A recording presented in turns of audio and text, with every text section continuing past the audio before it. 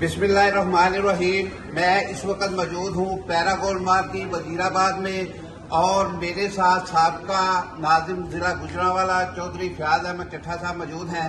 चौधरी साहब अस्सलाम वालेकुम। चौधरी साहब, जिला वजीराबाद बनने पर आप क्या कहेंगे? अल्हम्दुलिल्लाह जी, एक तो बहुत खुशी है कि हमें जिले का दर्जा दिया गया है।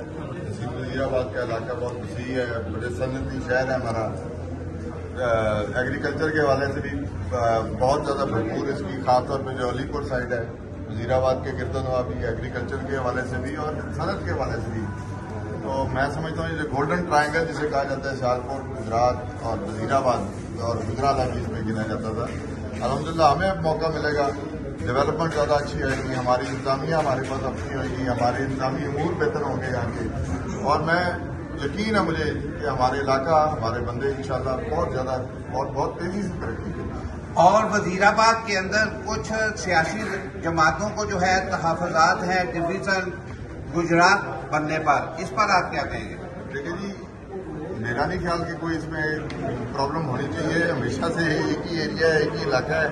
पहले गुजरात डिवीजन में हम सारे इकट्ठे थे, तो मेरा नहीं ख्याल कि कोई इसमें इंतजामी या किसी तौर पर भी हमें कोई दुश्वारी है, या गुजरात में बहुत दूर है, बिल्कुल साथ ही है। मैं नहीं समझता कि इसमें कोई इतना खास मसला होना चाहिए किसी के।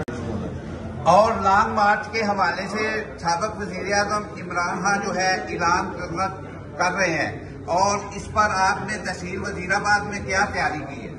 हमारी भरपूर तैयारी चल रही है और जिस दिन कॉल देंगे इंशाल्लाह विदिन 24 आवर्स हम तैयार होंगे जाने के लिए। शुक्रिया जी। यूजी न्यूज़ सिकंदर मलिक, पैरागोल्ड मार्ग की वजीराबाद।